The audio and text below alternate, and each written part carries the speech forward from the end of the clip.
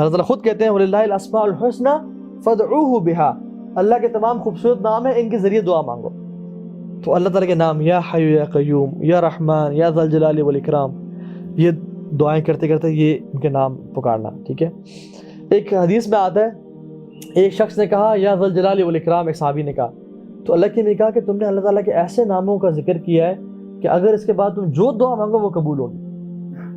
اور صرف ان صحابی کے لیے نہیں تھا، یہ ہم سب کے لیے ہے، جو شخص کہتا ہے یا ذی الجلال والاکرام، اس کے بعد جو دعا مانگے گا وہ قبول ہوگی، ایکسیپٹ ان دعاؤں کے جو کہ حرام دعائیں ہیں، جیسے کسی کے لیے برا چاہنا یا کسی کی قطع تعلق کے لیے دعا کرنا یا کوئی ایسی بری دعا کرنا، ایکسیپٹ ان دعاؤں کے، ٹھیک ہے۔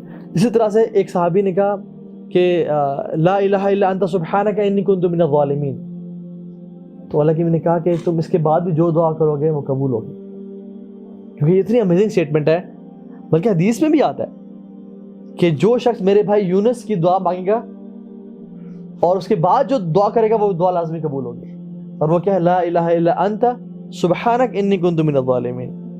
پہلے تو اس نے بیان کیا کہ لا الہ الا انت، یا اللہ آپ کے علاوہ کوئی معبود نہیں ہے، صرف آپ ہی اللہ ہیں، سبحانک and you are perfect، انی کنت من الظالمین and I am the most imperfect، I am the one who is faulty، اور میں ہی گناہ گار ہوں۔ تو اللہ آپ کے علاوہ کوئی بات کے لائق نہیں ہے، آپ پاک ہیں اور میں گناہ گار ہوں۔ جو شخص یہ کہے گا نا اس کی دعا لازمی قبول ہوگی۔ اس طرح سے کچھ دعائیں اللہ کی نے سکھائی ہمیں، جو شخص وہ کلمات پڑھ کے، اللہ کی حمد ہے وہ پڑھ کے دعا کرے گا وہ لازمی قبول ہوگی۔ ایک حدیث میں آتا ہے جو شخص پڑھے گا نا اللہم انی اسألک بانی اشہد انک انت اللہ لا الہ الا انت الاحد الصمد الذی لم یلد ولم یولد ولم یکن لہ کفوا احد، جو شخص یہ کلمات پڑھ کے دعا مانگے گا اس کی دعا کبھی رد نہیں کی جائے گی، اور یہ آپ کو کتابوں میں مل جائے گی۔ اس کا مطلب کیا ہے، اللہم انی اسألک بانی اشہد انک انت اللہ، یا اللہ میں آپ سے سوال کرتا ہوں اس لیے کہ میں گواہی دیتا ہوں کہ آپ ہی اللہ ہیں، آپ کے علاوہ لا الہ الا انت الاحد، آپ کے علاوہ کوئی اور نہیں ہے، آپ اکیلے ہیں، الصمد آپ بے نیاز ہیں، لم یلد ولم یولد ولم یکن لہ کفوا احد، اس کا تو مطلب آپ کو آتا ہے۔ تو یہ چیز ایک اور دعا اللہم انی اسألک بان لک الحمد، کیونکہ سب تعریفیں آپ کے لیے ہیں، لا الہ الا انت المنان بدیع السماوات والارض یا ذی الجلال والاکرام یا حی یا قیوم، یہ جو پڑھے گا اس کی بھی دعا لازمی قبول ہوتی ہے، ٹھیک ہے۔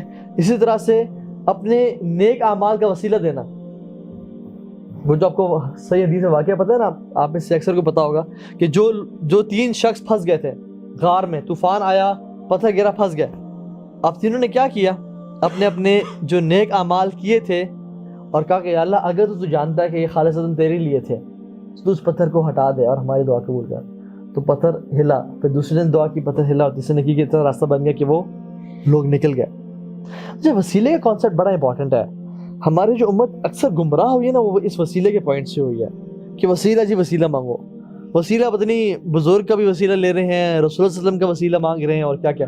دیکھیے وسیلہ 3 چیز کا مانگنا چاہیے جو کہ ہمیں قرآن و حدیث سے ملتا ہے۔ ایک اللہ کے ناموں کا وسیلہ، وَلِلَّهِ الْأَسْمَاءُ الْحُسْنَى فَادْعُوهُ بِهَا، اللہ کے ناموں کا وسیلہ، یا حی یا قیوم یا رحمان یا رحیم کہہ کے دعا مانگنا، دعا قبول ہوتی ہے۔ دوسرا اپنے نیک اعمال کا وسیلہ، کہ اللہ کہ میں نے وہ والا کام صرف آپ کی رضا کے لیے کیا تھا تو میری دعا قبول کر لیں۔ اور تیسرا کوئی بھی نیک شخص جو زندہ ہے اسے دعا کروا لینا، مطلب آپ کسی شیخ سے ملے ہیں جن کے بارے میں آپ کا گمان ہے کہ یہ انشاءاللہ بہت نیک ہیں، بظاہر اللہ تعالیٰ غیب کے حال جانتے ہیں، تو شیخ میرے لیے دعا کریں، تو یہ ہم کر سکتے ہیں۔ لیکن یہ کہ فلاں پیر صاحب کے وسیلے یا اللہ مجھے بخش دیں، یا ایون آپ صلی اللہ علیہ وسلم کا وسیلہ دینا بھی جائز نہیں ہے، کیونکہ صحابہ نے کبھی نہیں کیا۔ صحابہ اللہ کے نبی کی بات، they were the most knowledgeable of people، صحابہ نے کبھی نہیں کہا کہ یا اللہ محمد صلی اللہ علیہ وسلم کے وسیلے سے میری یہ دعا قبول کر لے، کبھی بھی نہیں کہا۔ حالانکہ اللہ کے نبی ان کے مطلب مسجد میں، قبر ان کی مبارک سامنے تھی مسجد نبی کے ساتھ، لیکن کبھی نہیں کہا۔ بلکہ کیا کرتے، عمر بن خطاب اپنے دور میں نا اللہ کے نبی کے چچا حضرت عباس کو لے آتے اور دعا کرتے، یا اللہ جب اللہ کے نبی زندہ تھے ہمارے ساتھ تھے تب تو ہم ان سے دعا منگواتے تھے بارش کی اور آپ قبول کر دیتے تھے، اب وہ اس دنیا سے چلے گئے تو ہم ان کے چچا کو لے آئے، یا اللہ ان کی دعا قبول کر لیں۔ لیکن یہ کبھی نہیں کہا یا اللہ آپ صلی اللہ علیہ وسلم کے وسیلے یہ دعا قبول کر لیں۔ یہ ایسی چیز ہے جو کہ نئی ہے دین میں, جو کہ صحابہ نے کبھی نہیں کی. And this should be done, کیونکہ جو چیز اللہ کے نبی نے خود نہیں کی اور صحابہ نے نہیں کی وہ دین کا حصہ نہیں ہے. ٹھیک ہے, تو یہ ایسا نہیں کرنا چاہیے. اسی طرح سے آخر میں درود پڑھنا, دعا کے آخر میں درود پڑھنا. ایک صحابی دعا مانگ رہے تھے تو اللہ کے نبی نے کہا مجھ پہ درود پڑھا کرو, تو انہوں نے کہا یا رسول اللہ ٹھیک ہے, میں 1/3 آپ پہ درود پڑھوں گا اور 2/3 اپنی دعا مانگوں گا. تو اللہ کے نبی نے کہا کہ فَإِن زِدْتَ فَهُوَ خَيْرٌ لَكَ, اگر تو زیادہ پڑھ لے میرے پہ درود تو زیادہ بہتر ہے. تو انہوں نے کہا یا رسول اللہ میں آدھا درود پڑھوں گا اور آدھا دعا مانگوں گا اپنے لیے. تو کہا کہ فَإِن زِدْتَ فَهُوَ خَيْرٌ لَكَ, اگر تم زیادہ درود پڑھو تمہارے لیے بہتر ہے. تو نے کہا کہ یا رسول اللہ 2/3 درود 1/3 دعا. فَإِن زِدْتَ فَهُوَ خَيْرٌ لَكَ, اگر تم درود زیادہ کرو تمہارے لیے بہتر ہے. تو رسول اللہ میں آئندہ پڑھوں گا یا بس درود. تو لیکن نے کیا کہا کہ تمہارے سارے پریشانی بھی دور ہو جائیں گے اور تیرے سارے گناہ بھی معاف ہو جائیں گے. یہ ہے فائدہ اللہ کے درود پڑھنا. تو کثرت سے کبھی کبھی نا انسان کا دل نہیں چاہتا کہ میں اپنا ذہن کو سوچوں اور تھوڑی سستی ہو رہی ہوتی ہے تو درود پڑھنا شروع کر دیں, کیونکہ اللہ تعالیٰ تو دل کے حال جانتے ہیں نا. اچھا ایک اور چیز میرے ذہن میں آئی, یہ جو ایک حدیث لوگ بیان کرتے ہیں نا کہ ابراہیم علیہ السلام نے کہا تھا کہ یا اللہ میں دعا کروں تیرے سامنے, یہ بے ادبی ہے کیونکہ تو دل کے حال جانتا ہے. یہ بات ٹھیک بالکل نہیں ہے, کیونکہ قرآن میں ابراہیم علیہ السلام خود دعائیں کر رہے ہیں اپنے لیے, اپنے گھر والوں کے لیے اور مکہ کے لیے.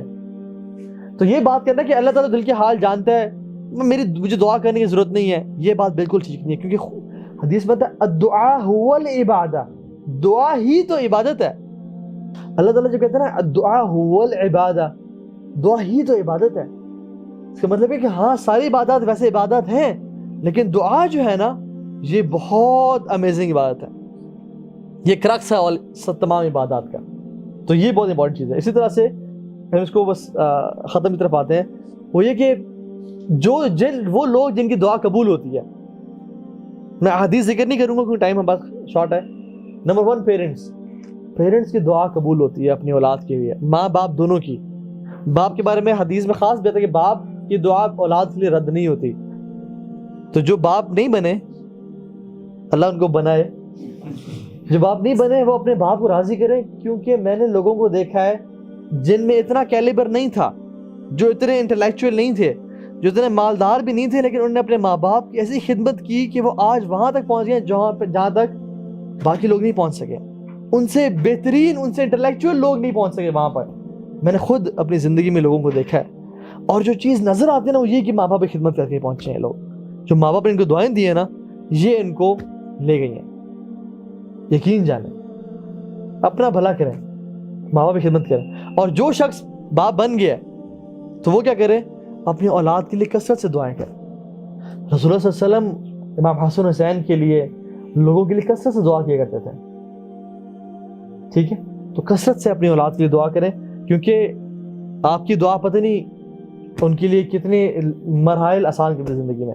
دوسرا وہ شخص جو ٹریول کر رہا ہے, سفر کر رہا ہے, کیونکہ بے بسی کی حالت میں ہوتا ہے, اتنا اس میں نہ اپنا گھر ہے نہ اپنا علاقہ ہے اور سارا, تو اس کی دعا کا اللہ تعالیٰ قبول کرتے ہیں. تیسرا مظلوم کی دعا قبول ہوتی ہے. چوتھا وہ شخص جو فاسٹنگ میں ہے, اور فاسٹنگ میں انسان کب سے کب تک ہوتا ہے, سحری سے لے کے افطاری تک. ہم لوگ صرف افطاری کے ٹائم میں بیٹھ کے دعا کرتے ہیں, حالانکہ اس ٹائم بھی دعا قبول ہوتی ہے, لیکن صبح سے شام تک کیوں ٹائم ویسٹ کر رہے ہیں, اس میں بھی دعا کرنے کی کثرت سے. جیسے سحری کی اذان ہوئی دعا کے قبول ٹائم شروع, اب جو مرضی مانگے اللہ تعالیٰ دعا قبول کرتے ہیں. اور وہ پائس آف سپرنگز, جو نیک اولاد جن کی دعا قبول ہوتی ہے. ٹھیک ہے, جیسے کہ فار ایگزامپل ایک حدیث میں آتا ہے ایک شخص ہوگا اپنی اس کا درجہ بڑھایا جائے گا, اس کا درجہ ریز کیا جائے گا, تو کہے گا یا اللہ مجھے تو میری نیکیوں کا اجر مل گیا, تو اب یہ کس چیز کا, تو کہا جائے گا کہ تمہاری جو اولاد ہے نا وہ نیک اولاد ہے, وہ تمہارے لیے دعائیں کر رہی ہے, تو اس کی دعا ہم نے قبول کی ہے, اس وجہ سے تمہارا درجہ بڑھا گیا.